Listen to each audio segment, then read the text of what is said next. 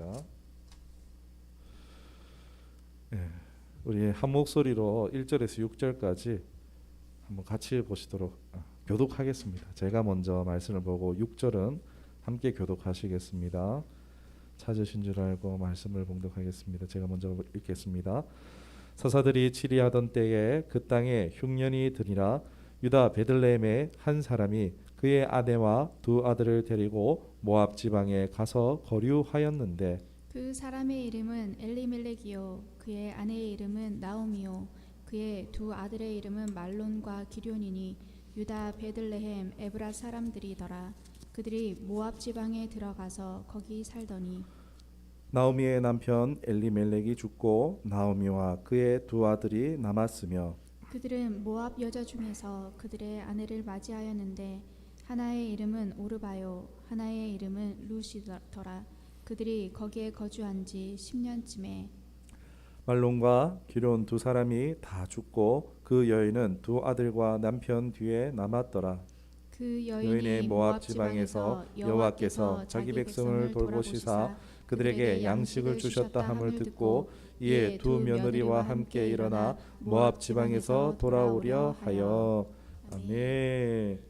오늘 말씀의 제목은 최악의 상황에서 최선의 선택하기라는 제목으로 말씀을 나누도록 하겠습니다. 여러분 드디어 우리 사사기 묵상의 끝이 났습니다.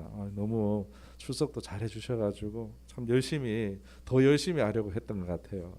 아마 그래서 근데 힘들었던 게 아니고 말씀을 준비하면서 뭐 그냥 육신적으로 힘든 것도 있었지만 막 열심히 해서 더 잘하려고 해서 힘든 것도 있었겠지만 사사기 내용이 어땠습니까, 여러분? 어두웠죠. 상당히 좀 어두운 그런 상황들을 묵상하면서 심적으로 참 힘들었던 것 같습니다. 어쨌든 이 종교의 암흑기 같은 이 말씀을 이제 우리가 마무리 지었습니다. 여러분 수고하셨습니다. 그런데 우리가 나아가서 우리의 인생에 있는 이 어두움도 끝낼 수 있기를, 그 어두움들을 이별할 수 있기를 간절히 소망합니다. 사사기를 보면서 딱 다른 결론이 없죠. 믿음에 실패하면 삶도 실패한다. 반대로 믿음에 성공하면 삶도 성공하겠구나라는 생각을 하게 됐습니다. 2023년 가운데 믿음으로 성공하여 모든 삶의 영역 가운데 성공하시고 복되시기를 주님의 이름으로 축원합니다. 아멘. 이제 우리가 다음으로 룻기를 이제 묵상하게 될 것입니다. 오늘 먼저 이렇게 말씀을 주일날 먼저 이렇게 묵상할 텐데 사사기는 어땠습니까, 여러분? 하나님의 백성들이 타락해서 이로 말미암아 이스라엘 내부에 발생했었던 남자들만 득실득실하고 힘과 폭력에 물든 끔찍했던 이야기와는 반대로 한 나약한 여성이 등장하고 선행과 헌신적인 그런 사랑과 믿음으로 승리하는 정반대의 이야기가 등장하고 있습니다. 거기에는 이제 룻이라는 여인이 이제 보니까는 이스라엘 사람이 아니에요. 이방인 여인이에요. 모압 사람입니다. 룻기는 앞서 이 사사기에 고구마 100개를 먹은 것 같은 이 사사기의 답답함을 씻어내는 것 같은 사이다 같은 또 사막과 같은 이 사막에서 오아시스를 만난 것 같은 그런 반갑기 그지없는 장이라고 할 수 있겠습니다. 그런데 뭐 그렇다고 해서 뭐 놀랍고 대단한 이야기는 등장하지 않습니다. 이제 룻이라는 이 여인을 중심으로 짤막한 그런 가족사가 펼쳐지게 되는데 뭐 소소한 믿음의 이야기예요. 그러나 여러분 우리가 이 소소한 믿음의 이야기가 나중에는 나비 효과처럼, 우리 나비 효과 아시죠? 한 마리의 나비의 날개짓이 이제 지구 반대편에는 태풍이 될 수 있다 한 것처럼 그런 놀라운 결과를 가져오게 되는 것을 우리가 보게 될 것입니다. 여러분 우리 일상의 삶에 내가 믿음으로 사는 게 어떤 뭐 큰 변화가 있을까? 믿음으로 사는 게 뭘 대단한 일이 나타날까 싶지만 그렇지 않다는 것입니다. 오늘 룻의 삶 가운데 나타나진 그 하나님의 놀라운 역사가 여러분의 그 소소한 일상에 믿음으로 살아나는 그 모든 영역들 가운데 하나님의 역사가 나타날 줄로 믿습니다. 룻기가 또 가치가 있는 이유가 또 뭐냐면은 사사기 시대에 끔찍했었죠. 그 혼란기에 막을 내리는 이제 이야기가 정리하는 이야기가 되어집니다. 그리고 이제 왕이 없으므로 각자 소견에 알아서 했더라 이렇게 해서 사사기가 마치고 있는데 이제 그 시대를 마무리하고 왕조 시대가 등장하는 전환기입니다. 그러니까 메시아 예수 그리스도의 모형격인 눈에 보여지는 앞으로 이런 메시아가 오실 거야라는 그런 모형격의 다윗 왕을 자연스럽게 이제 역사에 등장시키고 준비시키는 장이라고 할 수 있겠고 위치 역시도 우리 사무엘서 앞에 배치되어져서 이 가교의 역할을 하고 있다라는 것입니다. 이제 룻기 이야기를 살펴보도록 할 텐데 1절을 우리 말씀을 다시 한번 보았으면 좋겠습니다. 1절의 말씀 우리 다 같이 한번 읽겠습니다. 시작.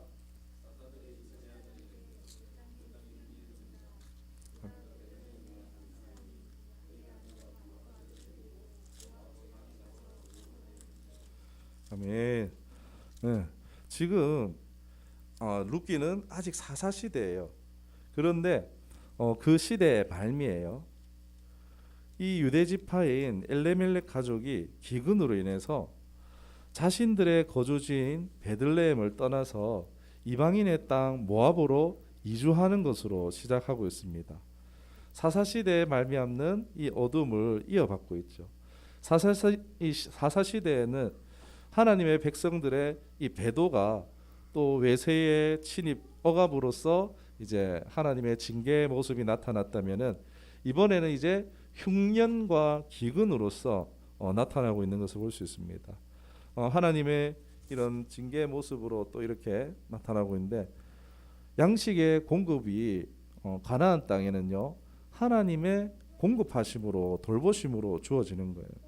그런데 언약을 떠나 있는 이 이스라엘 백성들의 이런 또 다른 징계의 모습이라고 할 수 있겠습니다. 그런데 잠시 동안 이렇게 하나님께서 징계를 허락하시긴 합니다. 하나님 말씀으로 돌아오라고. 우리가 그렇잖아요. 아픔이 없으면은 신경세포가 없으면 어떻게 되겠습니까? 몸에 암이 있는데 몸이 아프지 않으면은 몸에 뭔가 이 병이 들었는데 몸이 아프지 않으면 어떻게 되겠습니까? 아픈 줄 모르고 그대로 우리가 죽게 되겠죠. 그런 것처럼 일종의 징계는 하나님께로 돌아오게 하여지는 하나님의 그런 섭리 가운데 하나라는 것입니다.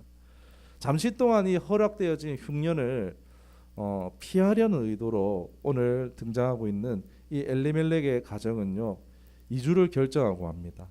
이제 하나님의 약속의 땅인 가나안에 있지 않고 이제 다른 나라로 이주하기로 결정한 거죠. 보니까는 이들이 보면은 1절에서는 거류하러 갔다고 했는데 그런데 2절에 보니 살던이 돼 버립니다. 그리고 4절에 보니까 아예 거기서 자리 잡고 그냥 이방 여인들과 결혼하여 가지고 그냥 아예 살아버립니다. 완전 이제 이방인들 속에 동화되어져 버렸죠. 우상 숭배가 만연한 곳이 모압입니다. 그런데 이 우상의 도시에 가서 갔다가 완전 동화되어 버린 거죠. 우리는요 사실 연약합니다. 우리가 내가 믿음으로 살아야지, 내가 믿음으로 할 수 있다, 뭐 그런 자신감을 우리가 가질 때가 있긴 한데, 근데 그렇지 우리의 믿음을 우리가 스스로 지킬 수가 없어요. 쉽게 우리가 무너지는 존재라는 것입니다. 사역자들 가운데에서도 마음에 내가 하나님 나라 영광 위해서 이렇게 해봐야지 해서 변화시키러 막 힘든 곳으로 가요. 내가 사창가 전도해봐야지 가는 거예요. 거기서 넘어지는 거예요. 사역자가 타락하는 경우도 더러 있다라는 것입니다. 그러니까 우리가 하나님의 함께 하시는 곳에 있어야 되는, 하나님이 인도함을 받아야 되는 이유가 바로 이런 데 있습니다. 하나님의 약속을 따라서 나그네로 살아갔던 조상들과 달리 지금 엘리멜렉을 통해서 이 시대 사람들이 어떤지 보여주고 있죠. 하나님의 뜻에 반해서 아예 지금 그냥 먹고 사는 문제 해결하기 위해서 모압으로 아예 이주 정착했고, 그리고 그곳에 동화되어 버렸죠. 완전 모압 사람이 되어 버렸고, 결국 그곳에서 징계를 경험하게 되는 것입니다. 3절에서는 남편이 죽고요. 5절에서는 두 아들의 죽음이 오는 것을 볼 수 있습니다. 이 가족사의 슬픈 이야기는요, 이 가정이 하나님이 정해두신 땅의 경계 지표를 넘어가 버린 거죠. 자리를 지키지 못하고 다만 경제 문제 때문에 이탈한 데서부터 이런 슬픔이 시작된 것 같습니다. 눈에 보기에 좋은 판단을 따라갔던 거죠. 이거는 어디까지나 사사기에 있던 내 눈에 보기에 좋은 대로, 소견에 옳은 대로 행했던 이 엘리멜렉의 모습이라고 할 수 있겠습니다. 이로 말미암아 그의 아내 나오미는요, 흉년 가운데 남편도 잃었어요. 그리고 또 두 아들을 잃어버렸어요. 그리고 이제 그곳에서 얻었던 아들들의 아내들만 남았습니다. 여러분, 당시 가장 취약계층이 누구겠습니까? 고아와 과부 아니겠습니까? 네. 당시 사회생활은요, 남자들이 했습니다. 여성들이 뭘 할 수 있었겠습니까? 우리 사사기 말미에도 봤듯이 짐처럼, 물건처럼 다뤄지는 것을 볼 수 있었잖아요. 이 과부 세 사람만 남았어요. 지금 온 흉년이 온 상황이에요. 기구한 문명에 처하게 되어집니다. 아내 나오미에게 닥쳐온 상황은요, 말 그대로 최악의 상황이라 하여도 과언이 아닌가 모르겠습니다. 나오미는요, 하나님을 떠났었다가 이 괴로움을 경험하고 텅 빈 삶의 대명사라고 할 수 있겠습니다. 당시 사회, 정치, 경제, 가정적으로, 영적으로 최악인 상황을 경험하고 있지요. 그러나 이런 상황 속에서 룻기는요, 최악의 상황 속에서 바로 최선의 선택을 하는 것이 무엇인가를 우리에게 제시하고 있는 줄 믿습니다. 우리 6절의 말씀을 한번 다 같이 읽어보도록 하겠습니다. 시작. 그 여인이 모압 지방에서 여호와께서 자기 백성을 돌보시사 그들에게 양식을 주셨다 함을 듣고 이에 두 며느리와 함께 일어나 모압 지방에서 돌아오려 하여. 아멘. 그 비결이 다른 것이 아니라 최선의 것을 주실 수 있는 하나님을 응시하는 것이라는 것입니다. 하나님을 바라보는 것이라는 것입니다. 우리 혹여나 최악의 그런 상황들 가운데 있을지라도 우리 삶 가운데 가장 좋은 것 주실 수 있는 그 하나님을 바라보심을 말미암아 역전의 하나님, 승리 하나님을 경험하실 수 있기를 주님의 이름으로 축원합니다. 네. 지금 6절의 내용은요, 단순히 봤을 때는 고향에 먹을 게 생겼네, 살만해졌구나, 가보자라고 이렇게 인식되어질 수가 있어요. 경제적 혜택이 돌아오니까 그곳에 가보자라고 싶은 생각이 들 수 있지만, 그러나 중요한 것은요, 이 경제적 혜택이 사람들에게 베풀어지는 그것 주체가 바로 하나님이시라는 것을 나오미가 의식하고 있다는 것입니다. 그저 양식이 있는 것을 보고 가는 것과 그것을 베푸시는 분이 하나님이시다라고 알고 있는 것은요, 여러분 전혀 다른 것이라는 것입니다. 앞서 사사기는 왕이 없으므로 각기 소견에 옳은 대로 자기가 보고 싶은 대로 자기가 생각나는 대로 했던 시대였습니다. 남편 엘리멜렉이 그렇게 해서 모압 땅으로 갔었고 모압에서 비참한 결말을 맞이하고 말았습니다. 그것이 잘못된 선택임에도 불구하고 엘리멜렉은 그저 양식이 있는 것만, 자기 눈에 보기에 옳은 대로만 따라갔던 것이죠. 그러나 이제 아내 나오미는 어떻게 하고 있습니까? 하나님이 계신 곳을 바라보고 나아가고 있다는 것입니다. 여러분, 나오미는요, 단순히 육체의 양식, 육체의 만족을 따라간 것이 아닙니다.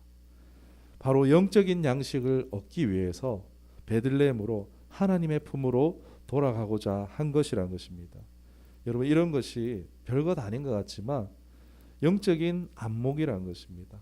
성도는요, 눈앞에 있는 유익을 따라가는 것보다도 하나님이 함께 하시는 것을 선택할 수 있어야 하는 줄 믿습니다. 이러한 영적인 안목들이 열려지시기를 주님의 이름으로 축원합니다. 아무리 모압 땅에 양식이 풍부해도요, 하나님이 함께 하시지 않을 때 이 엘리멜레의 가문이 어떻게 됐습니까? 하나님이 돌보시는 지경이 있어요. 네가 있어야 될 곳은 이것이야. 아브라함에게 네가 있어야 될 곳은 약속의 땅 이곳이라 했잖아요. 그 땅에 하나님께 주신 곳이잖아요. 하나님의 돌보심이 있는 곳이잖아요. 그런데 그 하나님이 돌보시는 지경을 떠났을 때 어떻게 됩니까? 모압에 아무리 먹을 게 있었고 상황적으로 좋았어도 그것이 도움이 안 될 수 있다는 거예요. 당장 눈앞에 그것이 상황이 좋아 보이지만 반복되는 삶의 불통을 경험할 수 있다는 것입니다. 먹고 살고자 선택하고 잘 살아보자 선택하고 그리고 당장에 그걸 이룬 것 같지만 가족이 화목하지 않는 경우, 건강을 잃어버리는 경우들을 우리 얼마나 허다하게 많이 발견하게 됩니까? 왜요? 눈에 보이는 것을 따라가기 때문입니다. 성도는요, 눈에만 보이는 것을 보고 살아가는 사람들이 아니라는 것입니다. 창세기에도 나오죠. 아브라함과 이제 이름 비슷한 사람이 나옵니다. 그 롯이라고 조카 롯이 나오는데 이제 풍성해지니까 이제 싸우는 거예요. 사람들이 이제 종들이 싸우니까 안 되겠다. 네가 좌하면 나는 우하고 네가 우하면 나는 좌하겠다 해서 이제 흩어지는데 먼저 선택하라는 거예요. 본인이 먼저 선택할 수 있는데 어린 조카 롯을 먼저 선택하게 하는 겁니다. 롯이 선택한 땅이 어딘지 아십니까? 알죠? 예찬 형제 알죠? 롯이 선택한 땅은 소돔과 고모라. 소돔과 고모라가 어떤 땅이죠? 그 당시에는요, 에덴 같았다라고 말하고 있어요. 보기에 막 젖과 꿀이 흐르는 에덴 같은 그런 곳이었다. 그러나 영적으로 봤을 때 소돔과 고모라는 어떤 곳입니까? 심판이 코앞에 있는 땅이었다는 것입니다. 그러니까 보기에 좋은 것만 선택하고 가면요, 이렇게 될 수 있는 거예요. 심판이 지금 코앞에 와 있는 곳을요, 와 좋다 하고 선택할 수 있다는 것입니다. 오히려 그러나 반대 상황은 어떻습니까? 좋지 않아 보여도 하나님과 함께하는 그 자체로 형통을 경험할 수 있다는 것입니다. 아브라함 어떻습니까? 하나님 계신 곳이라면요, 본토 아비의 집을 떠나는 거예요. 자기가 쉽게 안주하고 편할 수 있는 거, 내가 평생 살아왔고 내가 얼마든지 내 마음대로 할 수 있는 그곳을 떠나서 아브라함처럼 이 하나님의 믿음을 따라 살아갈 때에 상황과 상관없이 하나님이 함께함으로써 두려움 없이 선택할 수 있는 줄 믿습니다. 내 계획이 생각지도 못한 그런 단순히 경제적인 유익을 떠나서 사신 하나님의 돌보심, 이 하나님의 손길, 섭리를 우리가 하나님을 따라갈 때 경험할 수 있는 줄 믿습니다. 최악의 상황을 타개하는 것은 무엇입니까? 바로 하나님을 의식하는 그 눈, 그 영적 통찰력을 가지는 것이요, 바로 최악의 상황을 최선의 선택으로 바꿀 수 있는 비결이라는 것입니다. 마태복음 6장 25절에도 무엇을 먹을까, 무엇을 마실까 염려하지 말라. 이런 것은 다 이방인들이 구하는 것이다. 너희는 하나님 나라를 구하라라고 하고 있잖아요. 하나님은 보라는 것입니다. 우리 하나님의 공급, 이 영적인 양식을 구하기를 힘쓰는 저와 여러분 되기를 주님의 이름으로 축원합니다. 우리는 영적인 양식이 먼저입니다. 하나님의 말씀이 있는 곳이 먼저입니다. 그러니까 직장을 구할 때도 어떻습니까? 주일 성수하는 직장을 구하라는 이유가 바로 그런 게 있네요. 손실이 오는 거예요. 내 영적 손실이 오는 거예요. 제가 한때 이제 청년 때에 내가 진짜 뜨거워서 막 전도하고 친구들 막 보면 그냥 전도하고 막 그랬을 때가 있어요. 그러면서 집에 상황이 안 좋았어요. 어머니가 병원에 있고 하니까 그런 상황 어려운 가운데서 어떻게 할까 하다가 취업을 해야겠다. 취업을 해서 공부하면서 이렇게 돈도 벌고 가정에 보탬이 되고 해야겠다 했는데 이제 취업을 한 곳이 3주에 한 번밖에 교회를 못 가는 거예요. 그런 상황에 내가 주일 교회 못 가도 나 혼자 예배할 수 있어. 내가 성경책 펼쳐놓고 읽고 묵상하고 주일날 그러면 되지. 아주 그런 이제 아주 그런 생각을 했었는데 제가 거기서 아주 무너졌습니다. 완전 정말 믿음의 실패를 경험했었습니다. 우리가 이런 강구, 이런 영적인 안무가 있기를 구해야 합니다. 똑같은 문제라도요, 아이의 관점과 어른의 관점은 다르죠. 비전공자와 전공자의 관점은 다릅니다. 눈에 보이는 것만 보느냐, 눈에 보이지 않는 것을 보느냐, 거기서 어마어마한 차이가 나오잖아요. 우리가 무엇을 일을 해도 그렇고 투자를 해도 그렇고 보는 눈이 너무나 중요하잖아요. 그것이 삶의 질을 너무나 완벽히 바뀌어지는, 달라지는 비결이 되어지잖아요. 여러분, 우리나라의 당대의 지성이라 불리는 이어령 교수님 아십니까? 그 교수님이 지성에서 영성이라는 책을 썼어요. 당대의 지성인이었지만 딸을 통해서 하나님의 존재를 받아들였을 때 자신은 아무래도 다 아는 줄 알았겠죠. 그런데 전혀 경험해보지 못한 세상이 있는 거예요. 새로운 눈이 열려졌던 거예요. 그리고 이제 노년이었지만은 새로운 삶을 누릴 수 있게 되어졌어요. 그 방송 매체를 통해서 얼마나 또 많이 또 전도의 메시지를 전했어요. 그 많은 변화를 그 어른도 경험하고 쓴 책이 지성에서 영성이에요. 영성으로예요. 여러분, 눈에 보이는 것만이 전부가 아니라는 것입니다. 눈에 보이는 것으로 결정되지 않습니다. 바로 눈에 보이지 않는 것으로 결정된다는 것을 우리는 알아야 됩니다. 우리가 당장의 이 세상에 눈에 보이는 것에 연연하지 않아야 할 것입니다. 땅만 보지 않아야 돼요. 땅은요, 썩어 없어진다라고 분명히 말씀합니다. 우리가 여기에 인생을 낭비해서는 안 되겠죠. 우리가 내게 이 영적인 안목이 있는가 없는가 돌아보며, 하나님, 나에게도 이 영적인 안목이 열려지는 은혜가 있게 하여 주시옵소서.